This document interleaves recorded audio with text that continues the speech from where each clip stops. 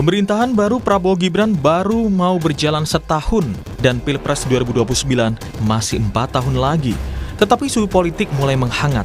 Salah satunya Presiden ke-7 Republik Indonesia Joko Widodo yang mengeluarkan pernyataan dan memerintahkan barisan relawannya mendukung pemerintahan Prabowo Gibran hingga 2 periode. Tapi Jokowi enggan menjawab apakah Prabowo Gibran akan kembali maju di Pilpres 2029. Ya memang sejak awal saya perintahkan seperti itu untuk mendukung pemerintahan Pak Presiden Prabowo Gibran 2 periode. Berarti nanti di 2029 Pak Prabowo dan Mas Gibran akan maju lagi? Saya sampaikan itu ke relawan. Berarti Bapak juga mendukung untuk 2 periode, Pak? Saya sampaikan itu ke relawan. Bagi relawan Jokowi, seruan tersebut adalah upaya Jokowi untuk menjaga agar pemerintahan Prabowo Gibran jangan sampai pecah di tengah jalan karena bisa menimbulkan goncangan politik. Nggak ada yang salah yang disampaikan Pak Jokowi. Soal kita diinstruksikan mendukung pemerintahan Prabowo Gibran itu kan karena Pak Jokowi sangat sadar bahwa pemerintahan presiden dan wakil presiden itu satu paket utuh yang nggak boleh dipecah di tengah jalan, karena ketika dipecah di tengah jalan itu akan menimbulkan gejolak-gejolak bom waktu politik yang membuat energi bangsa ini akan hilang, capek mengurusi dinamika politik yang lepas dari kontrol. Sehingga maksud baik dari Pak Jokowi adalah tolong dibantu program-program pemerintah Prabowo Gibran sampai selesainya, ya. Kalau 2 periode ini kan kita lihat dinamika ke depan. Direktur Eksekutif Carta Politika Yunarto Wijaya menyayangkan pernyataan Jokowi karena masih terkesan berambisi untuk mendukung anaknya dalam lingkaran kekuasaan. Bahkan Yunarto membandingkan Jokowi dengan SBY dan Megawati sebagai sosok negarawan. Yang disebutkan oleh Pak Jokowi bukan mendukung pemerintahan Prabowo, tapi pemerintahan Prabowo Gibran 2 periode. Dan artinya ini kan tidak salah kalau ada yang menangkap Pak Jokowi selain berbicara mengenai dukungan terhadap Presiden Prabowo, tapi juga sedang mendukung anaknya dan ingin kemudian mempertahankan kekuasaan anaknya. Buat saya menyedihkan, buat seorang mantan presiden yang seharusnya sudah menjadi seorang statesman, negarawan, yang bicaranya kalau kita lihat Pak SBY itu diundang ke luar negeri berbicara mengenai climate change, berbicara mengenai disrupsi AI, atau yang terjadi juga dengan Ibu Mega, misalnya diundang di Vatikan berbicara tentang keberagaman. Ini yang menurut saya sangat disayangkan dari seorang mantan presiden 2 periode yang kita harapkan ada pada tahapan seorang negarawan, tapi kemudian masuk kepada wilayah perbincangan mengenai elektoral, transaksi kekuasaan.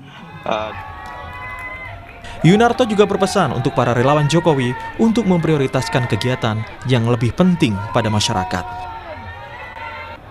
Ini buat teman-teman relawan, mulailah sebuah budaya untuk kemudian memberikan kontribusi sesuai dengan apa yang bisa dipikirkan bersama melalui risetkah, melalui advokasikah. Jangan terus-menerus menempatkan diri menjadi domba-domba yang mau diperintah apapun oleh junjungannya. Berbicara Pilpres dari 2014 hingga 2024 yang mensyaratkan perolehan ambang batas pencalonan presiden berdasarkan perolehan suara parpol nasional, diketahui tahun 2014, 20% suara ada 2 pasangan calon. 2019, 25% suara sah nasional dengan 2 paslon, dan 2024, 25% suara nasional dengan 3 paslon. Namun MK memutuskan ketentuan ambang batas pencalonan presiden atau presidential threshold dihapuskan untuk Pilpres 2029 mendatang. Artinya, semua partai politik peserta pemilu berhak mengusulkan pasangan calon presiden dan wakil presiden. Dan apakah nantinya Prabowo akan bergabung kembali dengan Gibran di Pilpres 2029? Hingga kini belum ada kepastian. Publik pun menunggu komunikasi dan sikap partai politik untuk mengusung siapa calon yang dianggap kuat dan berpotensi memenangkan Pilpres 2029. Apakah mereka berkoalisi atau mengusung calonnya masing-masing? Tim Liputan, Kompas TV.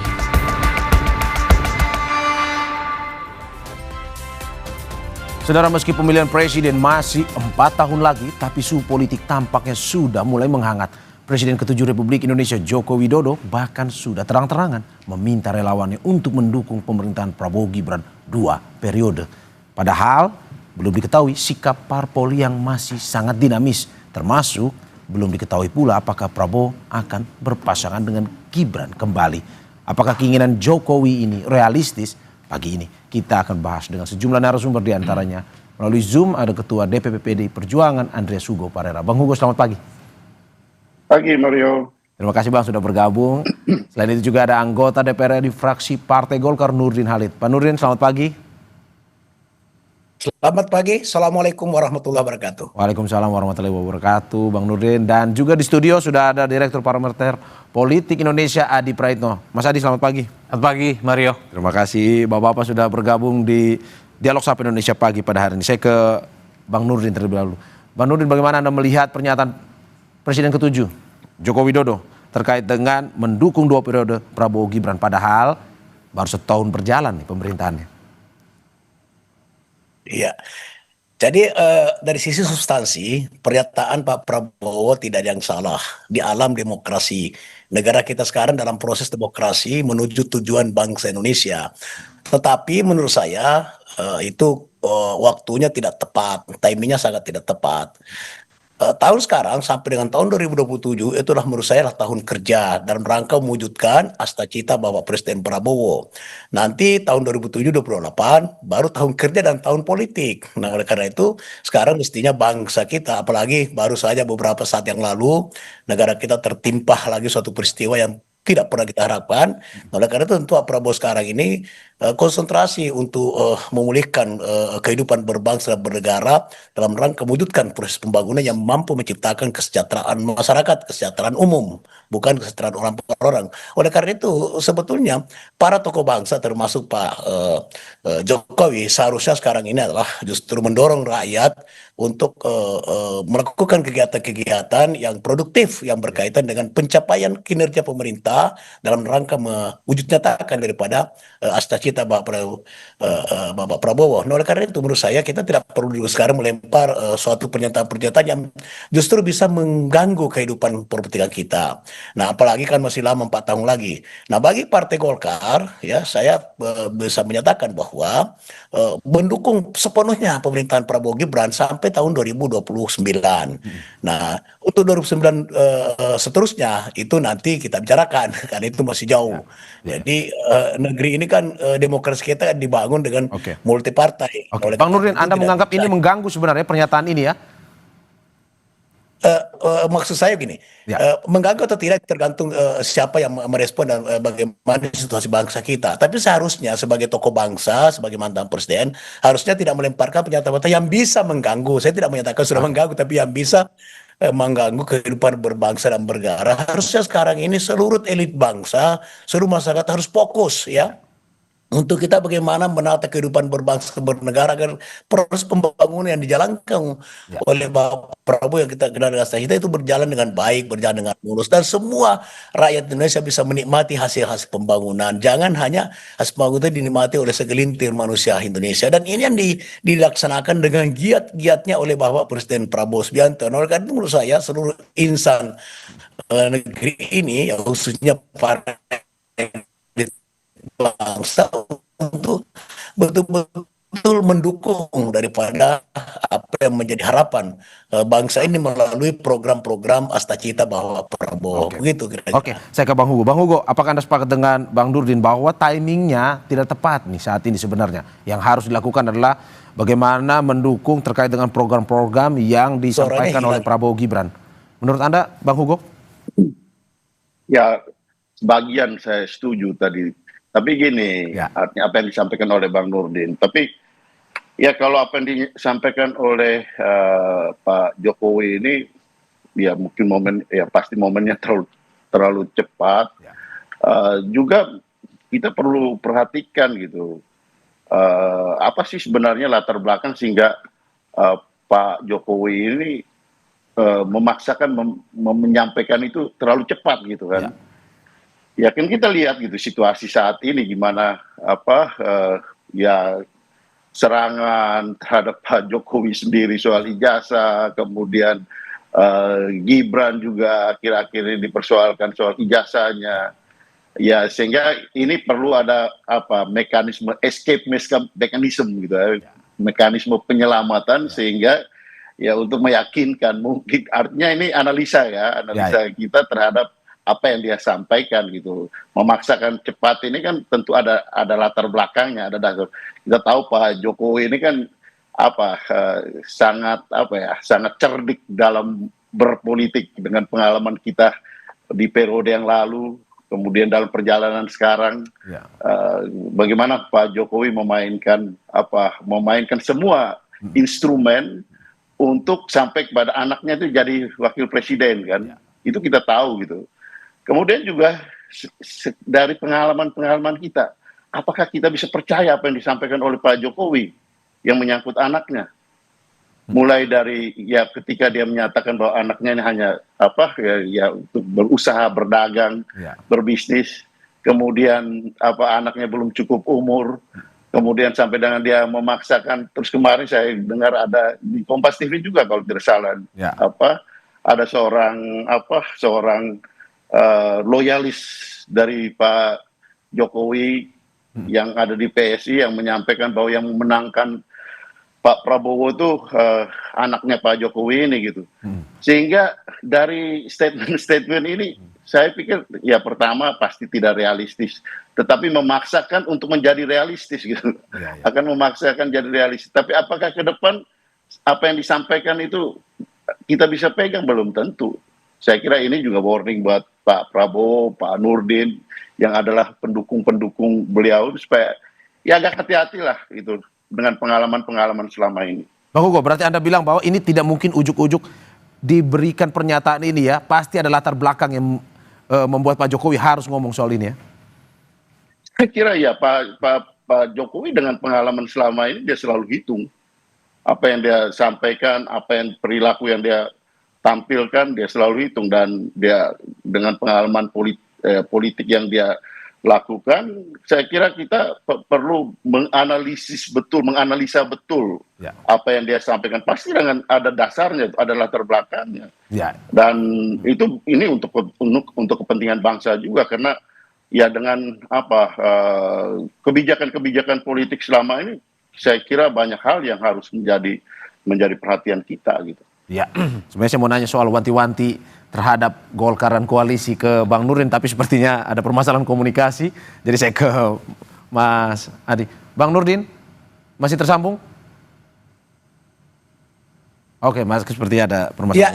Oke. Masih. Bang Nurdin, tadi ada dari Bang Hugo bilang ini sebenarnya pernyataan ini justru sebenarnya wanti-wanti buat koalisi Golkar dan koalisi pemerintahan. Pernyataan Pak Jokowi ini. Dari Golkar sendiri melihatnya seperti apa? Ya, sebagai Pak Andreas kan seorang sahabat ya. PDIP juga sahabatnya Partai Golkar dan sahabatnya seluruh koalisi. Karena PDIP juga sekalipun tidak dalam pemerintahan, tapi mendukung daripada program pemerintah. Begitu Pak Andreas. Oleh karena itu maka apa yang menjadi warning beliau juga harus menjadi perhatian kita semua. Dan memang juga saya juga seperti Pak Andreas, saya setuju itu ya, bahwa sekarang ini harusnya kita fokus dulu kepada proses pelaksanaan pembangunan. Tadi tidak salah perintah Pak Jokowi, tapi waktunya situasi bangsa saat ini juga tidak baik-baik saja, kurang baik-baik saja begitu. Harusnya tidak melempar pernyataan apalagi. Betul ya katakan Pak Andreas bahwa kita beri kesempatan dulu kepada Gibran yang selama ini masih sejak sebelum dan sesudah dilantik masih dipersoalkan ya, tanda petik dipersoalkan oleh sebagian anak bangsa. Maka harusnya Gibran itu sekarang ini justru sebagai orang tua Pak Jokowi, saya menghimbau harus mendorong Pak Gibran untuk melaksanakan tugas secara efektif, produktif ya. Bagaimana bisa mendampingi Pak Prabowo dan menyebutkan programnya, kemudian akan menjadi penilaian daripada bangsa kita bahwa ternyata Gibran punya kualitas, punya kapabilitas, sehingga nanti 2029 bisa diharapkan lagi oleh masyarakat, karena nanti ada situasi yang sangat berbeda antara tantangan jauh berbeda, situasi jauh berbeda antara Pilpres 2024 dan Pilpres 2009 ya. Contoh Mahkamah Konstitusi telah memutuskan tadi yang telah sampaikan bahwa nanti 0% daripada persyaratan untuk menjadi calon presiden. Nah, tentu nanti para elit partai atau koalisi partai yang ada sekarang itu juga belum tentu bisa mendukung sepenuhnya daripada atau mencalonkan daripada pasangan ini. Bisa saja Partai Golkar tentu insya Allah pasti akan mencalonkan Pak Prabowo. Tapi wakilnya tentu melihat keadaan, melihat kondisi, melihat tantangan bangsa kita, serta bagaimana aspirasi masyarakat Indonesia ketika itu. Oke, berarti Dari jelas statementnya Pak ya, Bang Nurdin. Bahwa Ya. Jelas statementnya Bang Nurdin bahwa Golkar belum tentu mendukung 2 periode ya. ya, Halo Bang Nurdin. Oke, sepertinya masih bermasalah komunikasi. Saya ke mendukung Pak Prabowo ya, mendukung Pak Prabowo, tapi mendukung pasangan ini, mendukung Pak Prabowo insya Allah pasti. ya. Ya. Oke. Ini menarik sebenarnya Bang Nurdin, tapi masih bermasalah komunikasi. Saya ke Mas Adi. Mas Adi. Jadi saya ulangi bahwa Partai Golkar Bang Nurdin. dukung Pak Prabowo. Ya. Kalau presiden akan datang, itu Oke. Mas Adi, bagaimana Anda menanggapi ini bahwa ini sudah ada beberapa statement tidak sesuai timing, masih lama, harusnya memikirkan bangsa sebenarnya, apalagi dengan kejadian terakhir pun juga barusan Bang Nurdin bilang bahwa ya belum tentu juga partai mau mendukung pasangan ya Prabowo ya, tetapi pasangan Prabowo Gibran belum tentu juga. Ya saya kira begini Mario, tergantung bagaimana cara pandangnya melihat pernyataan dari Jokowi. Jadi bagi pihak-pihak yang terasosiasi dengan Jokowi pasti ini dianggap sebagai sebuah langkah politik yang taktis strategis. Di tengah semua pihak mungkin sedang fokus melakukan pekerjaan-pekerjaan terukur, tapi Pak Jokowi sudah berpikir bagaimana 2029 sudah berpasangan dengan Pak Prabowo kembali, terutama Mas Gibran Rakabuming Raka. Ini kan semacam warning bagi siapapun bahwa Belanda itu tidak jauh, tapi Belanda sudah dekat. Sekalipun bahwa sudah tinggal 4 tahun 2 bulan menuju Pilpres 2029. Tapi kan ada juga pihak yang kemudian cukup menyayangkan, kenapa sih harus dibicarakan kerja dulu, dibuktikan dulu, baru kemudian bicara tentang kepentingan politik elektoral di 2029. Itulah yang saya sebut sangat relatif bagaimana cara posisi duduknya dalam melihat persoalan-persoalan ini. Itulah yang kemudian membuat perdebatan politik hari ini terbelah. Nah yang kedua bagi saya secara prinsip pada sederhana, ini kan satu pesan politik bahwa siapapun di negara ini pastinya ingin berdampingan dengan Prabowo Subianto di 2029. Karena ada satu keyakinan bahwa ketika presiden petahana yang sedang menjabat mencalonkan diri untuk yang kedua kalinya, merem saja bisa memenangkan pertarungan politik. Rumus dasarnya siapapun nanti yang bisa mendampingi Pak Prabowo di 2029 sangat mungkin di 5 tahun selanjutnya dialah yang kemudian akan menjadi presiden. Dia punya insentif, dia punya networking, punya popularitas, punya elektabilitas. Itulah yang saya sebutkan.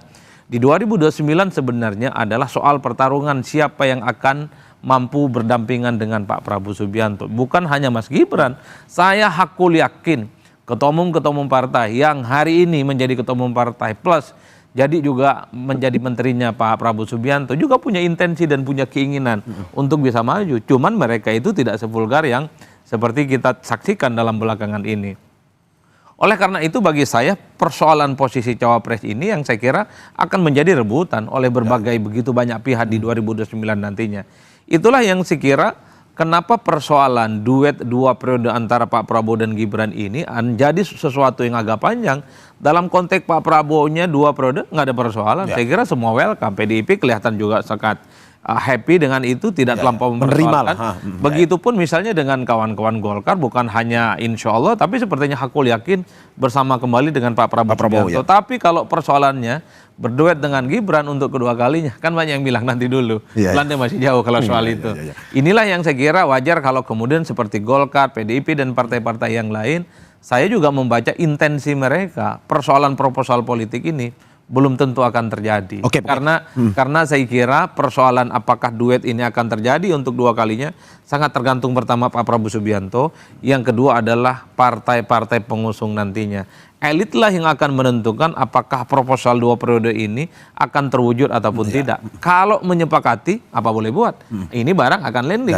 Tapi pada sebaliknya, kalau proposal politik ini tidak disetujui, elit-elit pengusungnya nanti tidak akan bersepakat, tentu akan bubar jalan. Kan saya kira di situ konteksnya. Tapi Mas Adi, apakah seperti yang dibilang Bang Andre tadi, mungkin saja dengan permasalahan komunikasi yang kalau kita lihat selama ini ada banyak prediksi bahwa ada mungkin komunikasi yang belum terjalin hangat nih antara Prabowo Gibran dilihat dari kejadian-kejadian sebelum ini, dan juga ada isu-isu terkait dengan ya ijazah pemakzulan. Apakah mungkin membuat ini akan semakin pasangan Prabowo Gibran ini hanya khayalan di 2029? Tapi sebelum Anda menjawab, kita saksikan usai jeda berikut.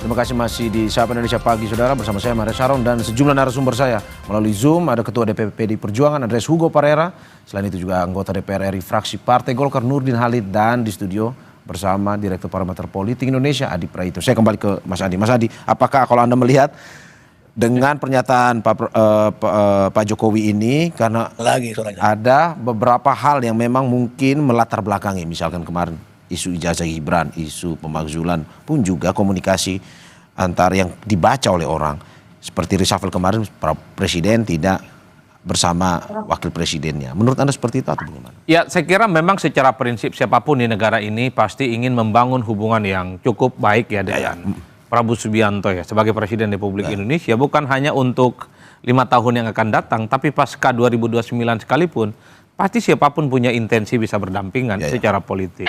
Nah, banyak pihak sebenarnya memberikan statement-statement dan analisa terkait dengan pernyataan Pak Jokowi yang sejak lama sebenarnya ingin menduetkan Prabowo dan Gibran untuk 2 periode. Saya kira adalah argumen-argumen yang sering kali kita dengar. Satu hal yang bisa kita tangkap, belakangan ini kan banyak sekali gonjang-ganjing dan rumor ya, terutama pasca reshuffle yang ketiga beberapa waktu yang lalu, yang terindikasi sejumlah orang yang dianggap sebagai Jokowismen itu kan terdepak, mereka diganti. Kemudian muncul spekulasi bahwa ada hubungan yang tidak baik-baik saja antara kedua pihak ini.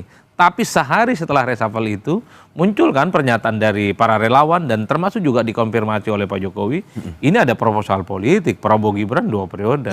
Apa yang bisa dijelaskan dalam hal ini? Ini kan ingin mengamputasi bahwa ketidakadaan ataupun informasi soal disharmonisasi itu tidak ada. Itu tidak terbukti dan tidak terkonfirmasi.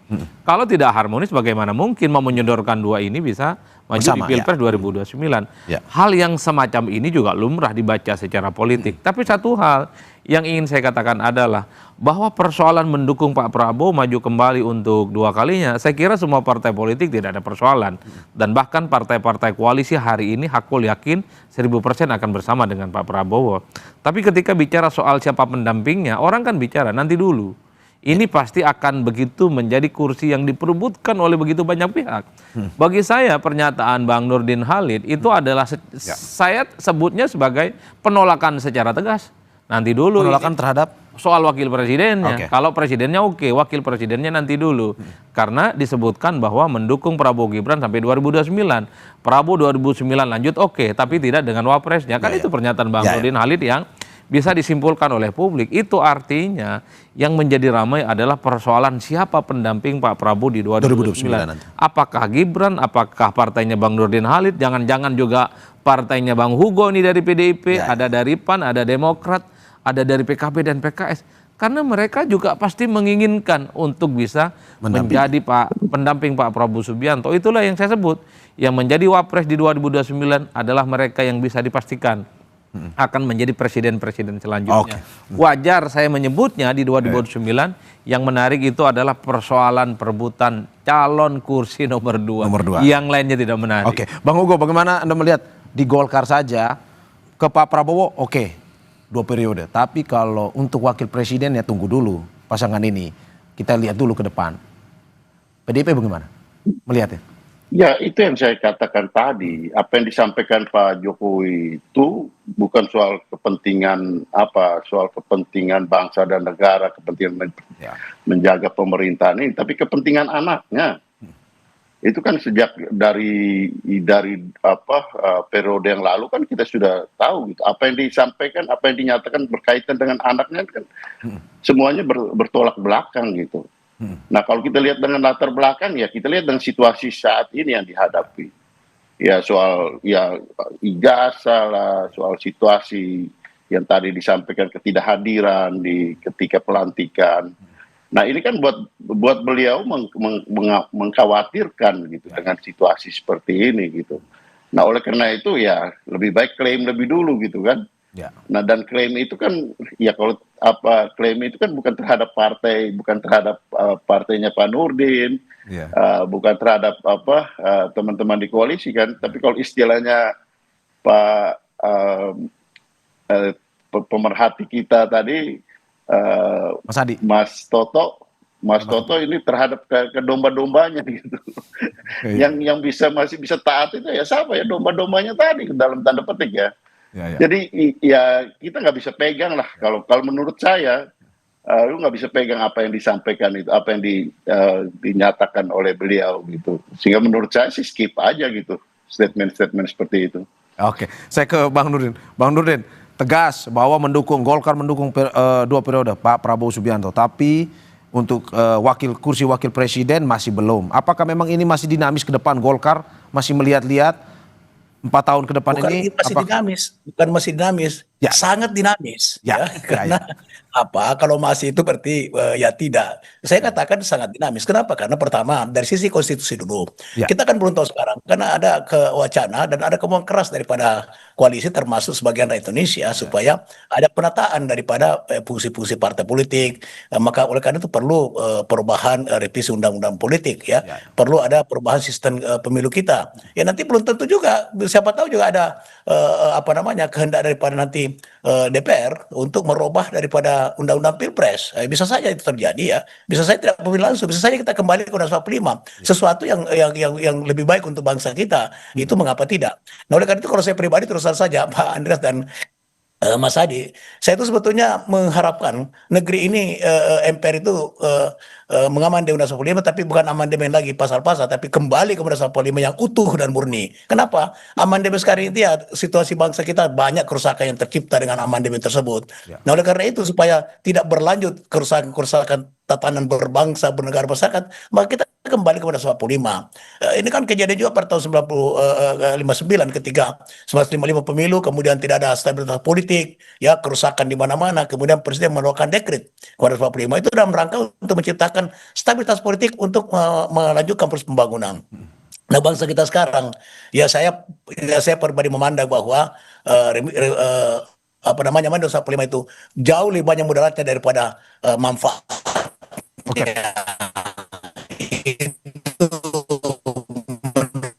Oke, seperti yang masih ada. Oke. Oke. Saya kembali ke MPR bersidang, kalau pemerintah bangsa merasakan bahwa ini lebih maslahatan daripada seluruh rakyat Indonesia, maka kita kemarin masih sangat dinamis. Oleh karena itu memang terlalu dini ada elit apalagi mantan presiden 2 periode membuat pernyataan tentang calon presiden itu. PAN juga Pak Sulat sudah jelas mengatakan bahwa kita mendukung Prabowo tapi untuk Wapres nanti dulu katanya, sama dengan sikap Partai Golkar. Karena itu memang dinamisme daripada suatu politik kita itu sangat tergantung daripada kondisi dan tantangan dari tahun 2029 begitu. Bang Nurdin, tapi pernyataan dari Wakil Ketua Umum Bara JP, relawan pendukung Pak Jokowi ini bilang Prabowo Gibran adalah satu paket sebenarnya. Tidak bisa dipisah-pisahkan. Dari Golkar sendiri melihatnya seperti apa? Ya satu paket sekarang, satu paket nanti belum tentu. Kalau benar sekarang itu pernyataan Wakil Ketua Umum itu adalah betul sekali, itu satu paket, itu tidak ada yang bisa menyangkal itu. Pendukung Pak Prabowo juga sampai 2009 itu satu paket, itu betul itu. Nah tapi 2009 belum tentu satu paket, ke depannya itu belum tentu itu. Nah kalau sekarang iya, paket sekali. 100%, 1000% itu sepakat, satu paket sampai dengan 2009. Ketua Umum kami Pak Bali juga dalam pidato di hari ulang tahun Partai Golkar tahun lalu dan di mana-mana Pak Bali selalu mengatakan kita dukung pasangan Prabowo Gibran sampai dengan 2029 itu. Oke, saya ke Bang Ugo, satu paket betul saat ini saja, tapi ke depan ya belum tentu. Kalau kata Waketum Bara JP tadi. Ya satu paket itu ketika proses Pilpres kemarin gitu. Ya sekarang aja kan ya banyak yang mempersoalkan itu, termasuk yang saya bilang tadi mempersoalkan soal ijazah itu kan kekhawatiran, salah satu kekhawatiran juga yang membuat beliau Pak Jokowi menyampaikan statement ini gitu. Ya ini analisa saya ya. Sehingga perlu disampaikan gitu kan bahwa ini dan didukung oleh itu tadi kalau istilahnya Pak Yunarto itu domba-dombanya itu kan. bahwa ini perlu penguatan gitu. Kalau Pak Nurdin kan enggak, Pak Nurdin kan partai politik jelas. Jadi beda gitu kan apa yang disampaikan oleh Pak Nurdin dan apa yang disampaikan oleh teman-teman partai politik gitu dengan apa yang disampaikan oleh Pak Jokowi melalui ya pendukung-pendukungnya, yaitu yang relawan yang tersisa itu. Ya, oke. Saya ke Mas Adi. Mas Adi, bagaimana Anda melihat bahwa ini kalau kata tadi seperti yang dilanjutkan bahwa ini satu paket sebenarnya tidak bisa, tapi kalau ini ya saat ini ke depan ya belum tentu juga. Ini kekuatannya seperti apa nih? Ya saya kira memang kalau dalam sistem presidensialisme multipartai ekstrim tidak ada yang disebut dengan koalisi yang disebut permanen, semi permanen dan semi tidak permanen. Karena bisa bubar di tengah jalan. Per hari ini memang koalisi pendukung Pak Prabowo dengan Gibran akan solid sampai 2029, tapi siapa yang bisa menggaransi pasca itu akan terjadi soliditas yang bisa dibangun kembali. Dan terbukti pernyataan Bang Nurdin Halid, kalau kita sebut sebagai salah satu elit senior yang ada di Golkar, kan tidak mengkonfirmasi 2 periode ini. Ini baru satu partai, apakah partai yang lain akan mendukung? Belum tentu. Karena sangat dinamis kalau kata Bang Nurdin. Bukan hanya soal sangat dinamis, ini bahkan sangat meleleh Mas Mario. Meleleh itu adalah bagaimana koalisinya bisa tanpa bentuk. Karena saya hakul yakin partai-partai pendukungnya Pak Prabowo hari ini saya kira punya keinginan juga untuk bisa maju berdampingan dengan Pak Prabowo seperti Demokrat, kemudian PKB, kemudian bahkan PDIP sekalipun kelihatan punya gestur untuk bersama dengan Pak Prabowo, karena per hari ini Pak Prabowo adalah petahana, maju kembali untuk yang kedua kalinya di 2029, saya kira akan relatif mudah untuk memenangkan pertarungan secara politik. Nah yang kedua perlu diuji adalah di negara ini pasca reformasi, di mana presiden dan wakil presiden dipilih secara langsung sejak 2004 sampai hari ini, belum ada pasangan capres dan copres yang 2 periode. Pak Yusuf kalah dengan PSB hanya sampai 2009, setelah itu Pak JK kemudian berhadapan-hadapan dengan PSBY. Begitupun sebaliknya kita tahu bahwa Pak JK dengan Pak Jokowi hanya 1 periode. Setelah itu Pak Jokowi berpasangan dengan Kiai Ma'ruf Amin. Nah itulah yang saya sebut, apakah hal-hal yang terjadi pada 2 presiden SBY dengan Pak Jokowi akan terus berlanjut, dan itu artinya Prabowo dengan Gibran tidak akan bersatu, kecuali Mas Gibran dengan kekuatan politiknya yang ada bisa meyakinkan Pak Prabowo dan partai berkoalisinya untuk maju 2 periode. Kalau ini yang terjadi pecah rekor ini barang. Belum pernah terjadi pada wapres-wapres sebelumnya. Kita tidak pernah tahu dalam politik kita. Karena saking dinamisnya, karena saking melelehnya, maka apa yang kita dengarkan dari pernyataan begitu banyak partai politik, Golkar dan PDIP, kalau bicara tentang 2 periode ini, duet Pak Prabowo dengan Mas Gibran, itulah yang disebut dengan Belanda masih jauh, Pak. Karena bagi saya, posisi calon wakil presiden itu adalah jauh lebih penting dibandingkan dengan persoalan-persoalan yang lain menuju 2029. Tapi pesan sederhananya begini bagi saya, ketika muncul relawan termasuk Pak Jokowi bahwa ada duet 2 periode, yang lain boleh bicara yang lain boleh bicara tentang ijazah kanan kiri, tapi Pak Jokowi dan relawan politiknya sedang menyusun batu bata kekuatan politik menuju 2029. Nah, kalau Anda melihat Mas Adi, bagaimana kita mengukur kekuatan dari Pak Jokowi non partai tapi punya relawan sebenarnya, mengukur kekuatan relawan, apakah mungkin saja dengan kekuatan ini membuat Pak Prabowo masih melirik Pak Jokowi dengan kalau mau jujur ya Mas Mario, dalam undang-undang pemilu disebutkan bahwa calon presiden dan calon wakil presiden adalah mereka yang diusung oleh partai dan gabungan partai politik. Jadi golden ticket untuk maju di Pilpres adalah mereka yang punya partai politik. Di luar itu, karena one man one vote, semua orang itu menjadi penting, relawan penting, pemilih penting, rakyat biasa penting. Tapi ingat, seringkali dalam struktur membangun koalisi yang dilihat itu apakah dia memiliki struktur partai yang solid ataupun tidak. Sebagai upaya untuk mengamankan tiket, karena partai apapun judulnya,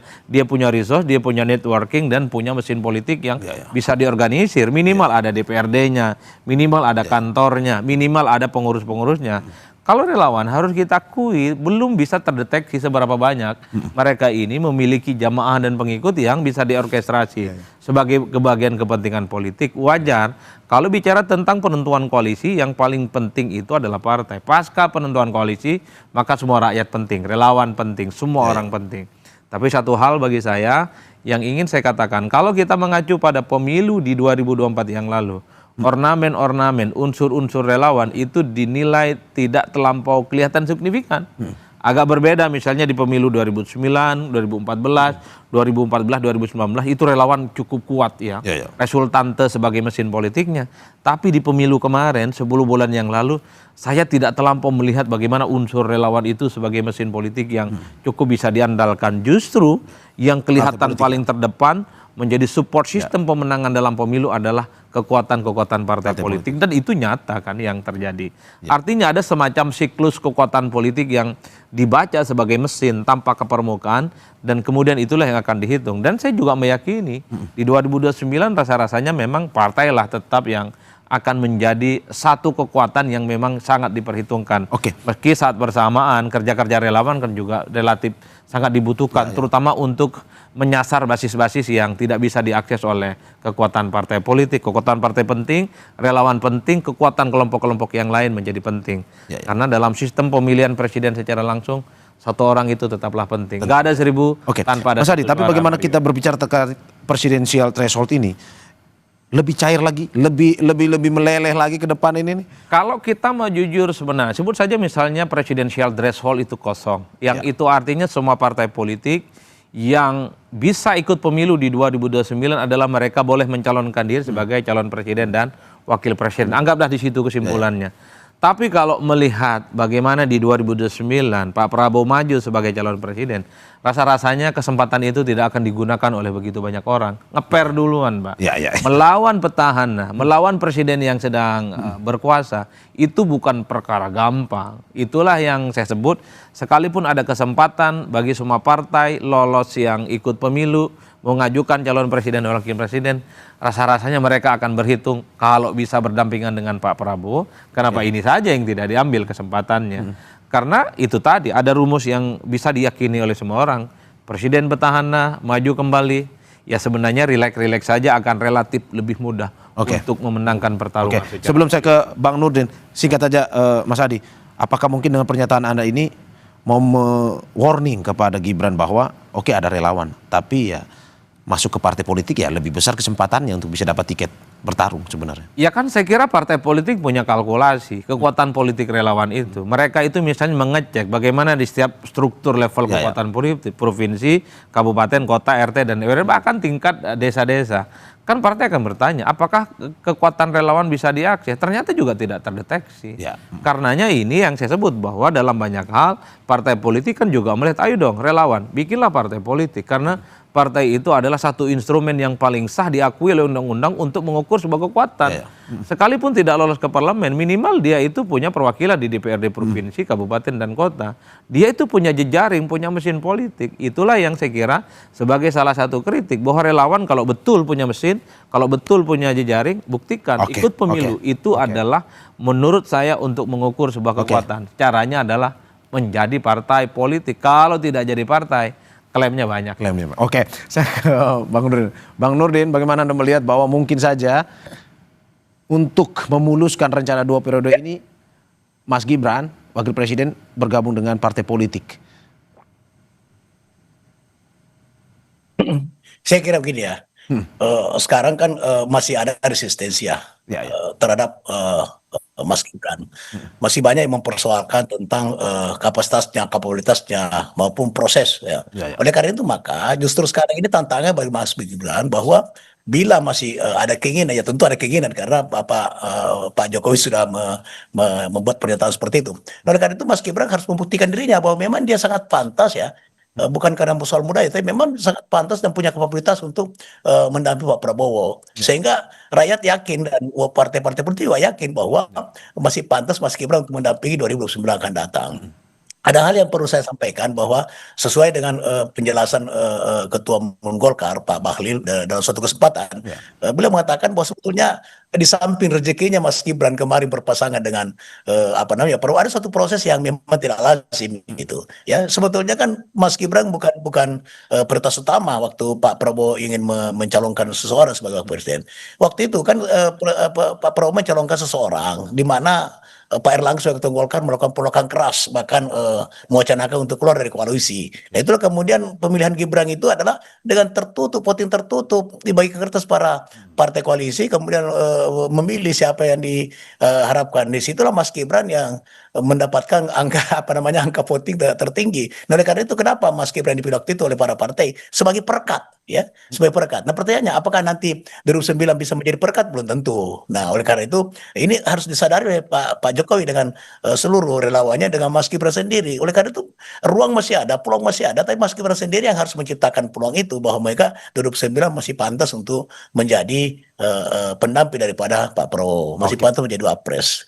Di tengah-tengah masih banyak resistensi yang pribadi Mas Gibran itu. Tapi sebetulnya kalau ini justru harus dijadikan tantangan bagi Mas Gibran. Dia harus mampu meminimalkan sekaligus menjawab daripada resistensi daripada sebagian besar masyarakat Indonesia. Oke, saya ke Bang Hugo. Bang Hugo, closing statementnya apa sebenarnya dengan pernyataan seperti 2 periode Prabowo Gibran ini? Jika timingnya tidak pas, apa yang seharusnya disampaikan oleh Pak Jokowi sebenarnya terkait dengan pembangunan bangsa ini, yang lebih baik disampaikan itu atau apa pernyataan menurut PDIP sebenarnya? Ya, saya kira terus terang itu, saya nggak bisa pegang apa yang disampaikan oleh Pak Jokowi itu sebagai sesuatu yang untuk kepentingan bangsa gitu. Ya. Karena udah kelihatan gitu dari perjalanan politik selama ini itu kan lebih banyak untuk kepentingan lingkarannya, terutama kepentingan anaknya gitu. Dan saya kira ini juga warning buat yang memberikan dukungan kalau berpikir dalam konteks kepentingan bangsa gitu. Karena beliau dengan gestur politiknya selama itu tidak berpikir untuk kepentingan bangsa gitu, tapi untuk bagaimana menjaga kekuasaan yang ada, kemudian juga melanjutkan kekuasaan itu gitu. Saya kira nasihat dari Pak Nurdin tadi itu bagus gitu untuk semua yang lain gitu. Saya kira itu. Oke, dan pada akhirnya ya kita tunggu ya, tetap seperti Bang Hugo bilang, tetap memikirkan bangsa ini ke depan seperti apa kemajuan, dan juga ya kita tunggulah nanti kalau untuk 2029. Terima kasih Bapak-bapak atas apa yang disampaikan. Terima kasih Ketua DPP PD Perjuangan Andreas Hugo Parera, anggota DPR RI fraksi Partai Golkar Nurdin Halid, dan juga Direktur Parameter Politik Indonesia Adi Prayitno. Terima kasih atas apa yang disampaikan. Sehat selalu.